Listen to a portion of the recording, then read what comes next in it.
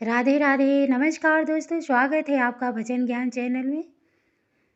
दोस्तों मैं माघ मास की स्नान और दान के बारे में बताने जा रही हूँ, उसके महात्म के बारे में पढ़ने जा रही हूँ।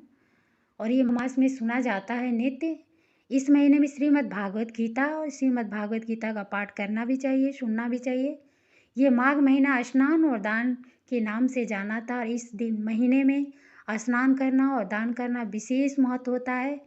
और मथुरा क्षेत्र का दर्शन करना, प्रयागराज का दर्शन करना, गंगा स्नान का इस महीने में स्नान करना बहुत ही पुण्यदायी और फलदायी होता है। पूर्णिमा से लोग स्नान करना शुरू कर देते हैं। ब्रह्म मुहूर्त में उठकर स्नान करना चाहिए। अगर आप रोज़ गंगा स्नान नहीं कर पा रहे हैं तो आपके नहाने के जल में जो है उसमें गंगा जल रोज़ मिला करके आप नहाइए, आपका गंगा स्नान का फल प्राप्त होगा। नित्य कुछ दान करने का संकल्प लें। कुछ भी तिल का, इस महीने में तिल का हवन करना और तिल का दान करना विशेष महत्व होता है। माघ महीना में कोई भी हम दान करते हैं इसका फल दुगना हो जाता है। स्नान का तो विशेष ही महत्व है, जिसके बारे में इस माघ महात्म्य के बारे जब आप सुनेंगे तो माघ स्नान के दान के बारे में आपको सब पता चल जाएगा। मैं उस कथा में रोज़ डालूँगी और श्रीमद् भागवत गीता का भी मैं पहले अध्याय से पढ़कर डालूँगी। वैसे तो कथा लोग सुनते ही हैं, लोग कहीं से न कहीं बीच से, कहीं आगे से, कहीं पीछे से, लेकिन जब हम खुद या भागवत गीता उठाकर पढ़ते हैं या सुनते हैं पहले अध्याय से, पहले स्कंद से, तो उसका अलग ही असर होता है, उसका अलग एक एक जानकारी हमें मिलती है। आप कब खुद ही पढ़िए या मैं रोज़ डालूँगी, आप उसको सुन भी सकते हैं। इस माघ महीने में इसका बहुत ही महत्व है, सुनने का भी, पढ़ने का भी। और विष्णु भगवान की विशेष पूजा की जाती है। महीने में एक बार, पूरे महीने में मथुरा क्षेत्र का एक बार दर्शन करें, अगर मौका मिल जाए तो, या प्रयागराज में जाएं। मैं कथा आरंभ कर रही हूँ। एक समय श्री सूत जी अपने गुरु श्री व्यास जी से कहने लगे कि गुरुदेव, आप कृपा करके मुझसे माघ मास का महात्म्य कहिए। व्यास जी कहने लगे कि हे सूत, अब मैं तुम्हें माघ मास का महात्म्य कहता हूँ, ध्यान से सुनो। एक समय राजा दिलीप यज्ञ स्नान के पश्चात सुंदर वस्त्र पहनकर कवच शोभायान भूषण पहनकर शिकार की सामग्री से युक्त शिकार खेलने के लिए अपनी नगरी से बाहर गए। उनके सैनिक शिकार की तलाश में हिरण, चीते, शेर आदि जंतुओं की खोज में इधर उधर घूमने लगे। उस वन में वनस्पति अत्यंत शोभा को प्राप्त हो रही थी।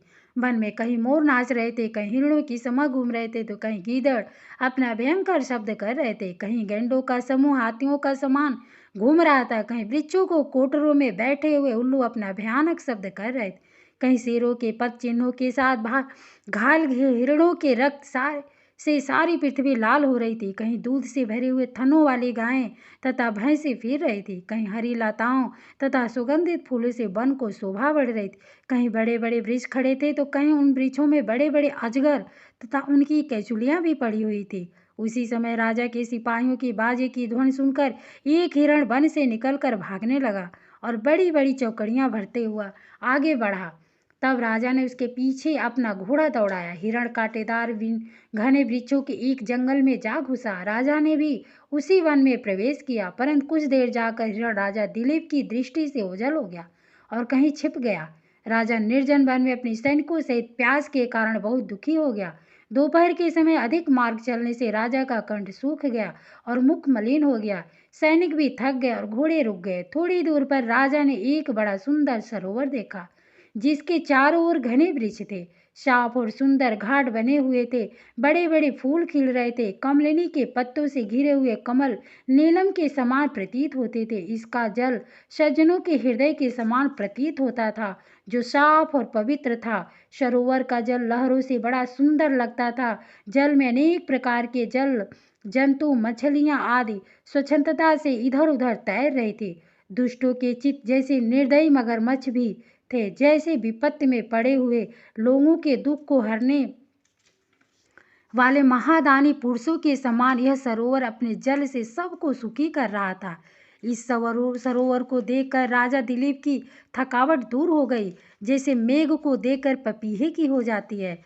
राजा और सैनिकों ने वहां जल पिया और सायं की पूजा करके भोजन आदि किया तथा रात्र में भी राजा ने वहीं पर विश्राम किया और सैनिक पहरा देने लगे तथा चारों ओर फैल गए।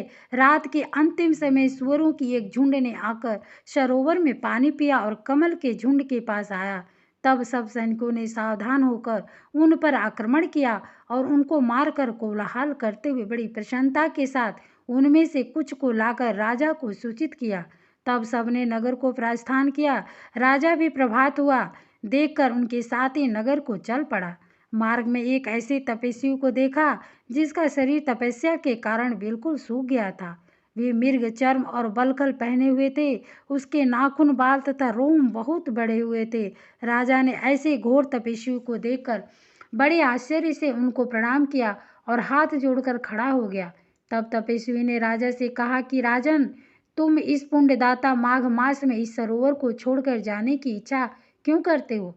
तब राजा कहने लगा कि महात्मन, मैं तो माघ मास के स्नान के फल के बारे में कुछ भी नहीं जानता। कृपा करके आप विस्तार पूर्वक मुझको बताइए।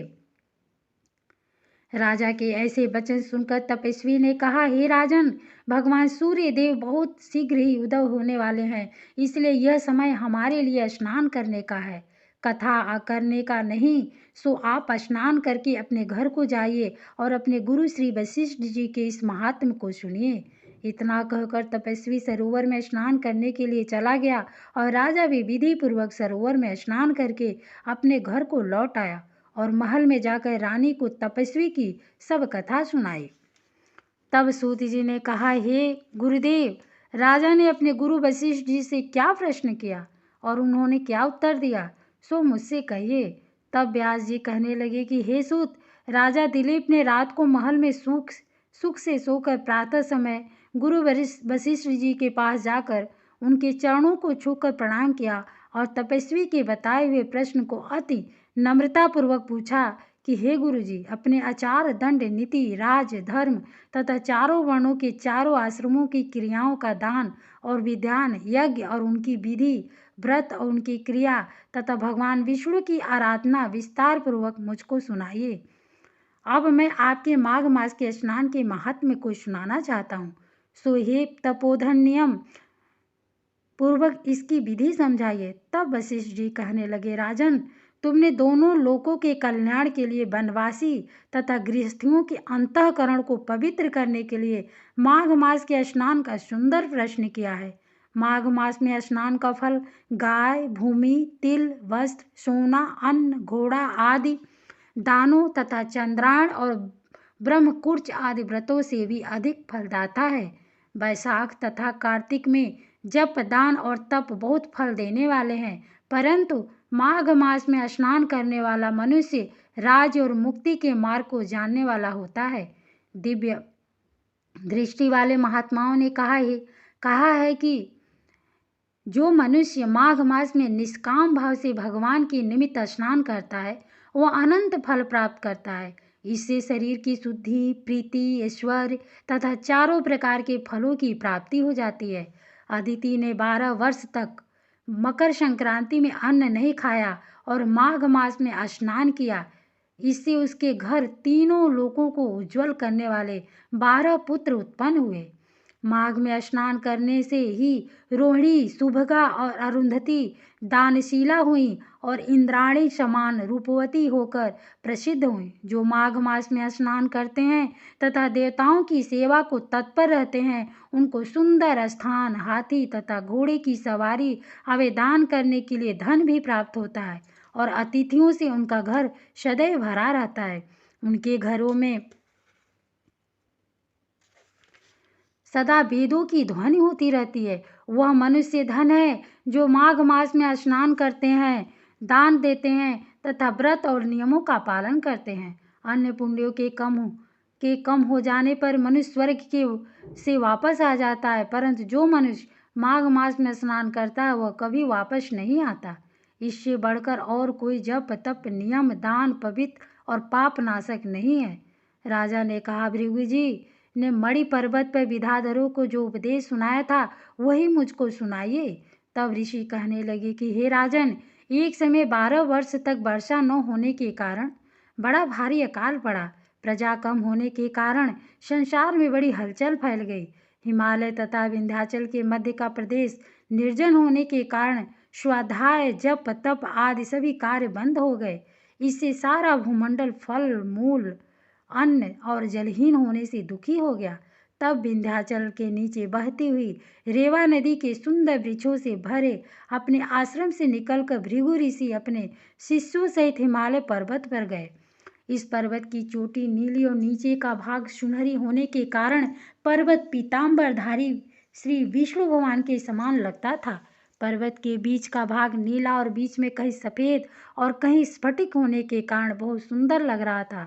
रात्रि के समय वह पर्वत दीपकों की तरह चमकती हुई दिव्य औषधियों से पूरित किसी महल की शोभा को प्राप्त होता था।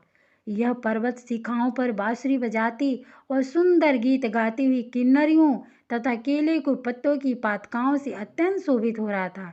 यह पर्वत नीलन, पन्ना, पुखराज तथा इसकी चोटी से निकलती हुई रंग बिरंगी किरणों से इंद्रधनुष के समान प्रतीत होता था। स्वर्ण आदि सब धातुओं तथा अनेक रत्नों से चारों ओर निकलती चमक से अग्नि ज्वाला के समान शोभायमान हो रहा था। इसकी गुफाओं में काम पीड़ित विद्याधरी अपने पतियों के साथ रमण करती है और गुफाओं में ऐसे ऋषि मुनि जिन्होंने संसार के सब क्लेशों को जीत लिया है, रात दिन ब्रह्म का ध्यान करते ही हैं और कई एक रुद्राज की माला में लेकर शिव की आराधना कर रहे हैं। एक ओर से मदार के पुष्पों की सुगंधित आ रही है, झरनों से साफ जल सुंदर शब्द करता हुआ बह रहा है। पर्वत के नीचे भागों में जंगली हाथी अपने बच्चों के साथ खेल रहे हैं। कस्तूरी वाले मृग तथा रंग बिरंगे हिरणों के झुंड इधर उधर भाग रहे हैं। चौमरी, गौ तथा नाना प्रकार के पशु भी क्रीड़ा कर रहे हैं तथा कबूतर, चकोर, पपीहा आदि अपनी मनोहर बाणी बोल रहे हैं। यह पर्वत सदा राजहंस तथा मोरों से शोभित रहा है। यहाँ पर हमेशा से देवता, यक्ष और अप्सराएं वास करती हैं।